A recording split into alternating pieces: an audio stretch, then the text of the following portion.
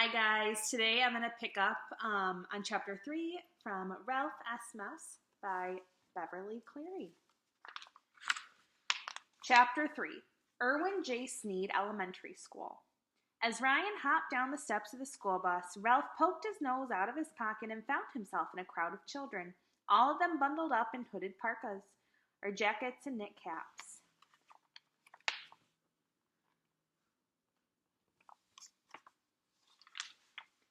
Clouds of vapor came from their mouths as they shouted back and forth to one another. A tiny cloud formed in front of Ralph's nose, too. A boy jumped out of a yellow tow truck and shouted, "So long, Dad!" Then, as the truck pulled away, he added, "So long, Arfie," to the dog sitting next to the driver.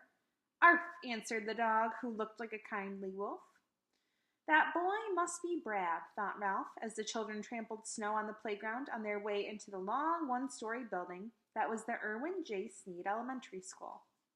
Inside the building, the linoleum-floored hall, unlike the halls of the Mountain View Inn, was a broad, smooth highway with no rough carpets to wear down the already thin tires of a little motorcycle.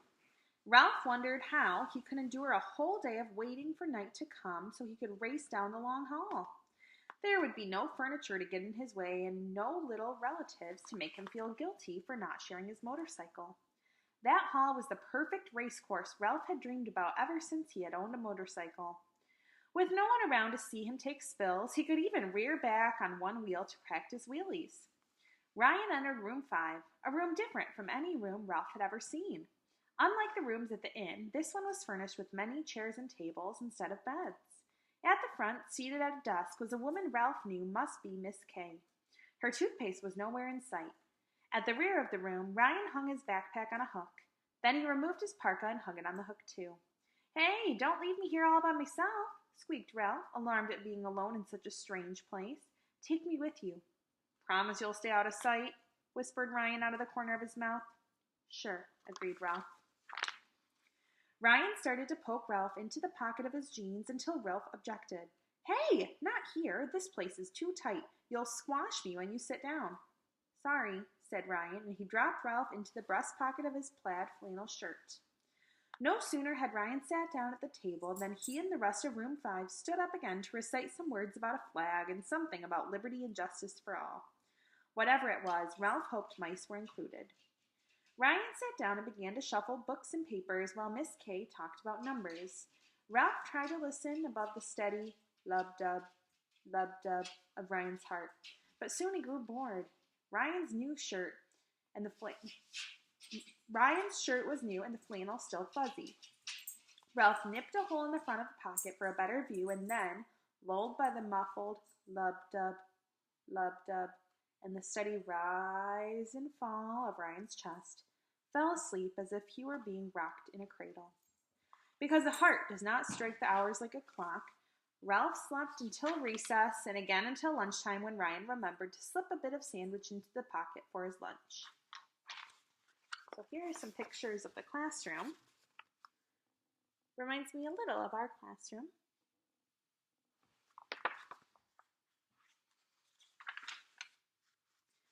Sometime in the afternoon, Ralph awoke feeling hot, cramped, and restless. Maybe no one would notice if a small brown mouse poked his nose out for a breath of fresh air. After a few whiffs, Ralph stuck his head all the way out to see what was going on. All heads except one were bent over papers on the table. One girl was chewing her pencil and staring into space. "That's funny," thought Ralph. "I didn't know people gnawed things too." Unexpectedly, the girl turned her head and looked straight at Ralph. Then she tapped another girl on the shoulder and pointed. Too late, Ralph ducked back into the pocket. He heard the girls whispering, and soon others were whispering too. Oh, thought Ralph, feeling both guilty and doomed. He had broken his promise to stay out of sight. He was in trouble. Miss Kay spoke. "Melissa, is something disturbing you?" she asked. "Melissa," thought Ralph. "So that's the girl whose boot I'm supposed to live in." "Not exactly, Miss Kay," answered Melissa. "There seems to be something going on that I don't know about," persisted Miss Kay. "Won't someone let me in on it?" I thought I saw something move in Ryan's pocket," admitted Melissa. So there, if you look really close in his pocket, you can see the mouse. Ryan, do you have something with you that you wish to share with the class? Asked Miss K. Ralph squeezed himself into a corner of the pocket as Ryan's heart began to beat faster, or rev up, as Ralph thought of it. No, not exactly, Ryan told his teacher. The class began to speak. Yes, he does. He does too. I saw something and it moved. Ralph dug his claws into the flannel shirt as Miss K said, Ryan, why don't you come to the front of the room and let us see what it is? Ralph started to chew through the side pocket to the heartbeat. As Ryan walked to the front of the room, he reached into his pocket, grasped Ralph by the tail, and dragged him, clawing and struggling, out of the pocket. Ralph was so angry at this treatment, he was squeakless. When Ryan set him on the palm of his hand, he turned back to the class and sat quivering with rage and terror.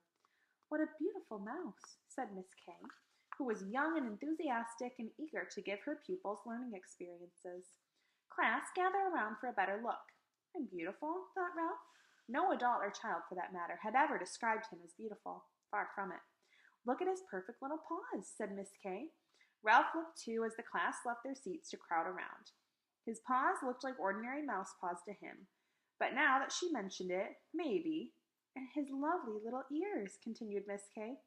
Aw, breathed the children. He's cute. He's really neat. He's darling. Well, what do you know? Ralph perked up and stopped quacking. Shyly, he turned to face the class. One member of Room 5, however, did not admire Ralph.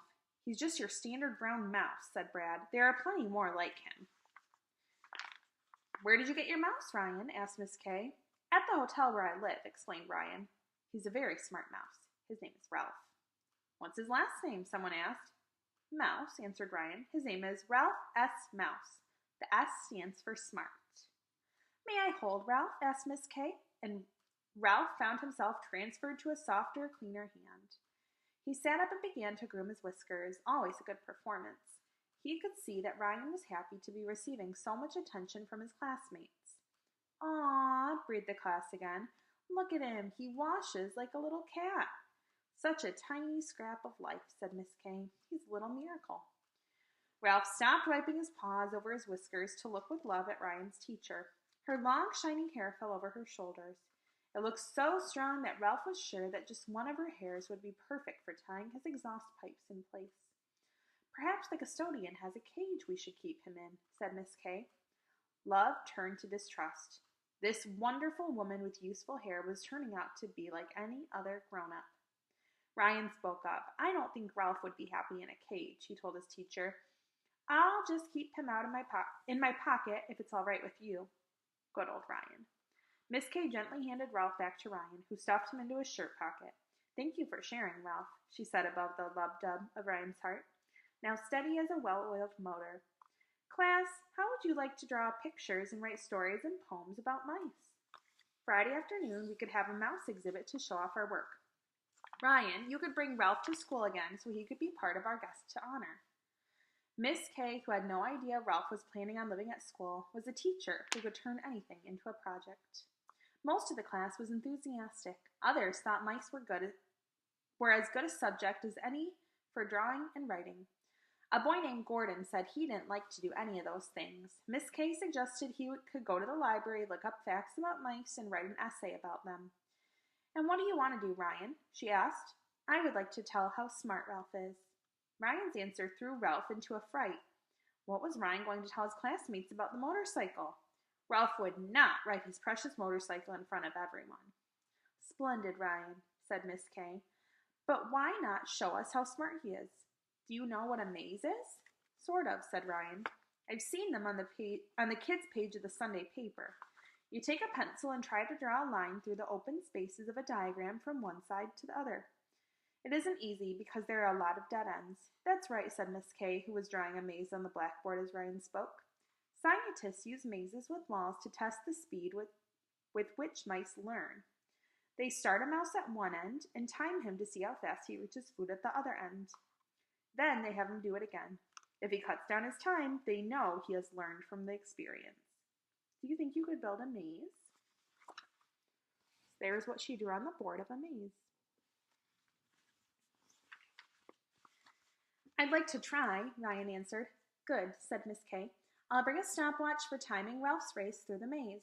I can bring my cat pistol for a starter's gun, volunteered Brad, showing interest for the first time. Good idea, said Miss Kay.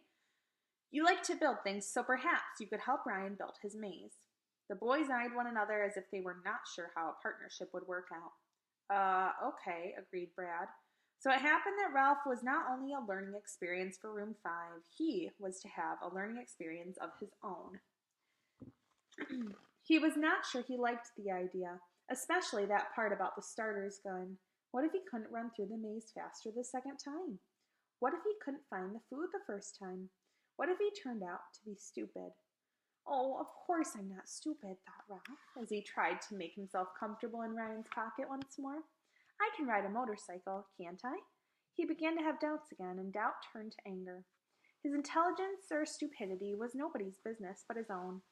When the last bell rang and Ryan went to the back of the room to collect his parka, Ralph poked his nose out of the shirt pocket. I'm not going to do it, he squeaked at Ryan. I'm not going to run any maze just because you say so. Sure you are, said Ryan out of the corner of his mouth, so no one would notice he was talking to Ralph. I'm new in this school, and nobody paid attention to me until I pulled you out of my pocket. You have to run the maze. Ralph became stubborn. No, I don't, he contradicted, and you can't make me. Ryan ignored this remark. Do you want to change your mind about staying here? You can go back to the inn with me. I'll stay here, answered Ralph, thinking of that long, smooth hall waiting for his motorcycle. I can't let Matt lose his job. Ryan looked around to make sure no one was watching before lifting Ralph out of his pocket and placing him in an overturned boot. So long, see you tomorrow, he said. Who are you talking to? A boy asked. Me? Ryan was all innocence. Nobody, I'm just practicing to be a ventriloquist. I'm working up an act. Some act, remarked the boy. Ryan held up one hand and waggled his fingers as if he were working a puppet's mouth.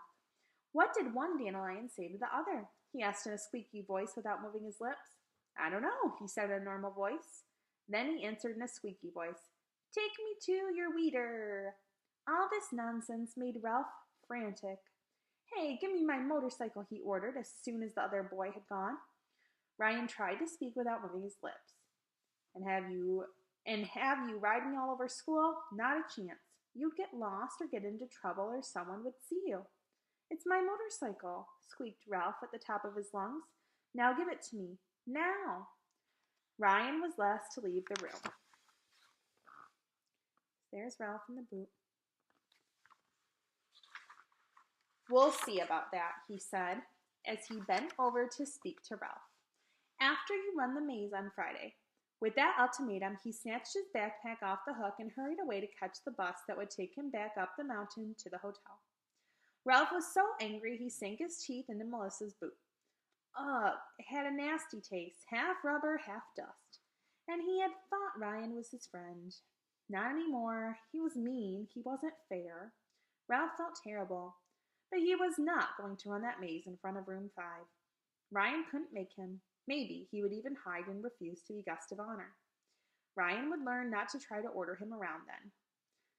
Ralph sat in Melissa's boot and sulked. Without his motorcycle, he felt mad at the whole world. Of course, he was a smart mouse. Why should he have to prove it? Ralph felt as if nothing was fair and nobody loved him. Well, that is the end of chapter 3. You'll have to come back and listen tomorrow so you can hear chapter 4. Bye, guys.